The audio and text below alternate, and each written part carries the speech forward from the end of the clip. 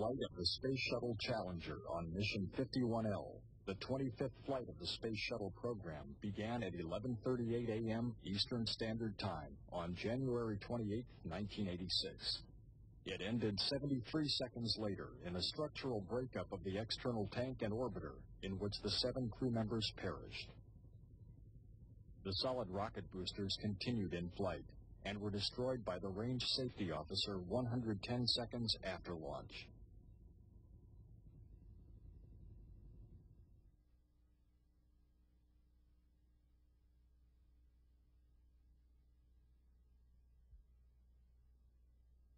The delivery and assembly of 51L launch vehicle components began months prior to launch. The solid rocket booster segments were transported by rail to the Kennedy Space Center.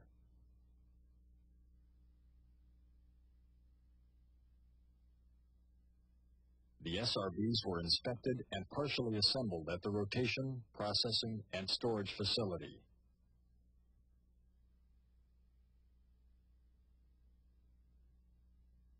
The segments were then moved to the Vehicle Assembly Building, or VAB, where they were stacked on the mobile launch platform.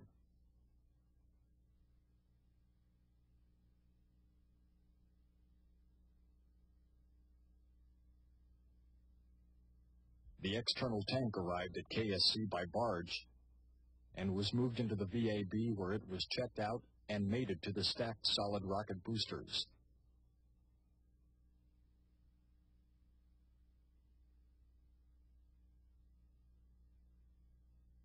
After orbiter checkout, Challenger was rolled into the VAB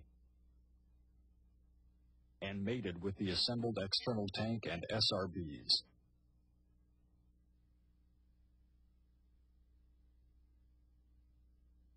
The STS-51L vehicle was transported from the VAB to the launch pad on December 22, 1985. At a crawler speed of approximately 1 mile per hour, the journey takes about 6 hours.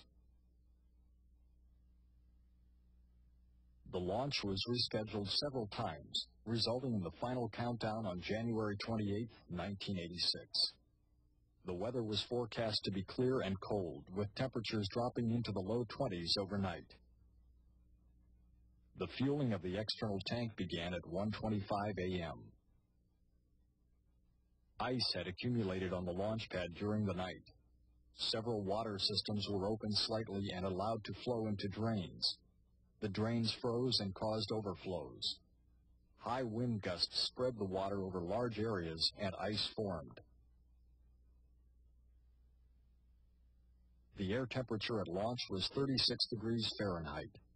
This was 15 degrees colder than any previous launch.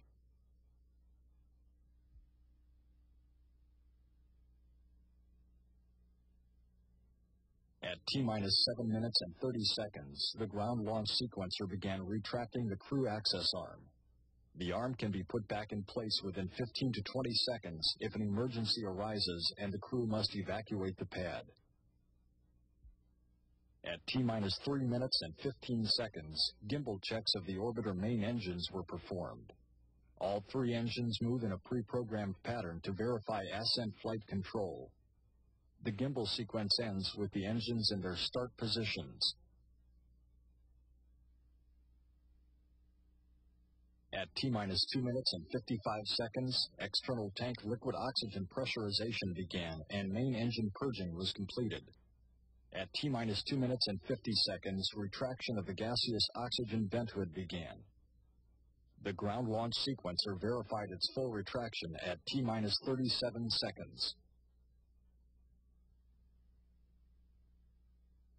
Sound suppression water was started at T-16 seconds. At T-8 seconds, hydrogen igniters were turned on to burn off any free hydrogen. 6.6 seconds before launch, Challenger's liquid-fueled main engines were ignited in sequence and run up to full thrust.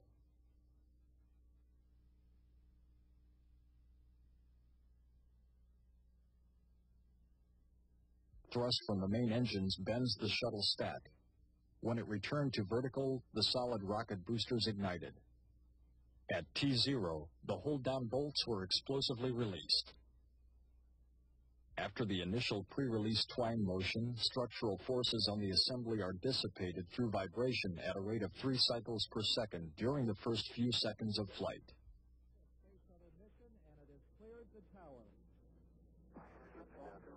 Roll maneuver was initiated at 7.724 seconds. The maneuver was completed at 21.124 seconds. Normal throttles, most of the flight, 104%. We'll throttle down to 65. The main engines were throttled back to 65% at 35.379 seconds for about 16 seconds in order to alleviate loads during maximum dynamic pressure.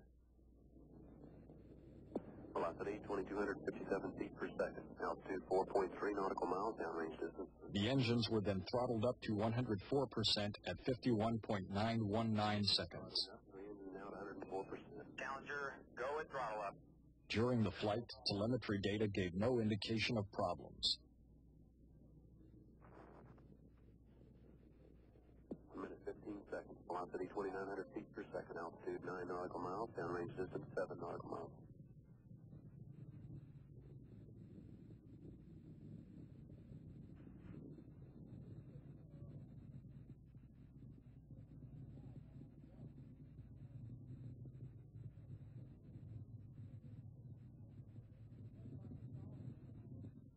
The solid rocket boosters continued in flight and were destroyed by the range safety officer 110 seconds after launch.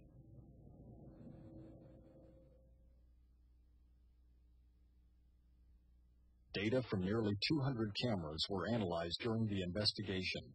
The following sequence of events is based on the evaluation of film, video, and telemetry data. This graphic indicates viewing angles for 3 cameras in the vicinity of the launch site. The first view shown is from camera E63 at the lower right of the chart. At 0.678 seconds into the flight, a strong puff of gray smoke can be seen spurting from the vicinity of the aft field joint on the right solid rocket booster. The vaporized material streaming from the joint indicates there was not complete sealing action within the joint. This second view is from camera E60. The smoke can be seen between the right SRB and the external tank, and initially moves in the upward direction. The angle between this view and E63 is approximately 100 degrees.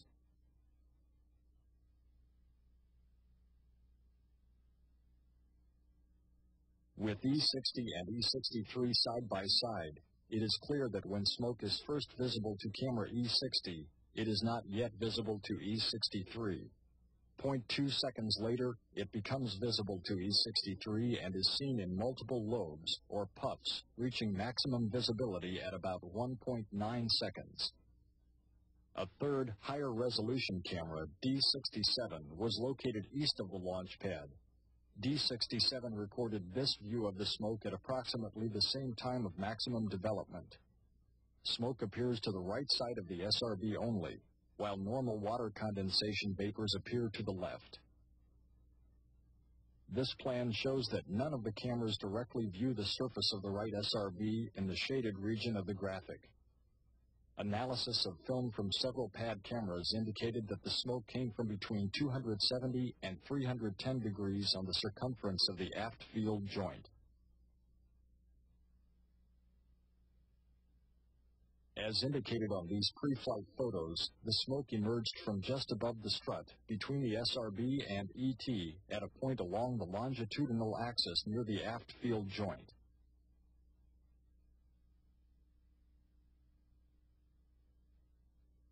The multiple smoke puffs occurred at a rate of about 4 times per second, approximating the frequency of the structural load dynamics and resultant joint flexing. This greatly exaggerated computer animation depicts the flexing of the SRB joint. This flexing increased the gap between the tang and clevis at the location of 2 rubber O-ring seals.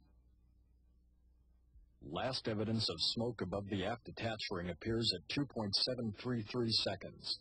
The last indication of smoke dispersing below the aft dome appears at 3.375 seconds.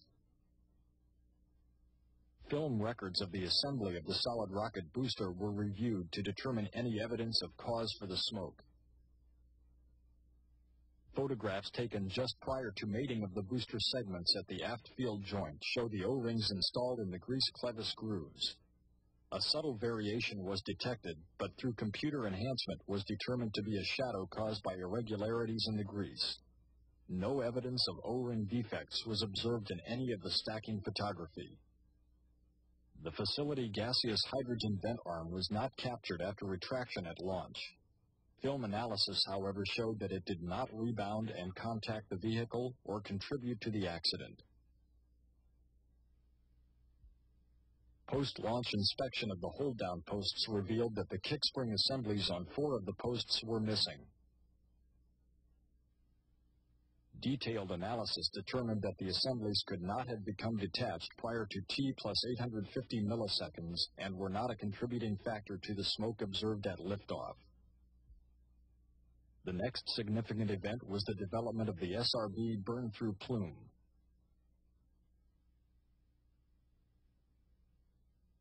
Camera E207, located about 6 miles north of the launch pad, shows the growth of this plume.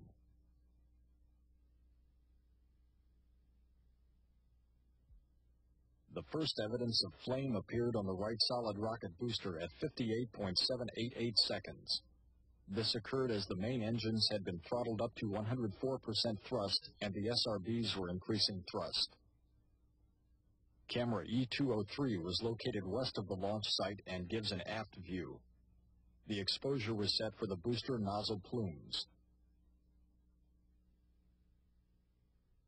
This graphic illustrates the location of the flare. The flare was located near the aft field joint, approximately 300 degrees circumferentially, which is consistent with the location of the smoke emissions at liftoff.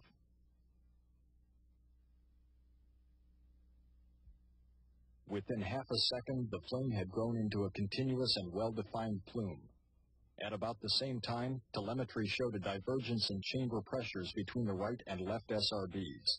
Pressure in the right SRB chamber was lower as a result of the growing leak.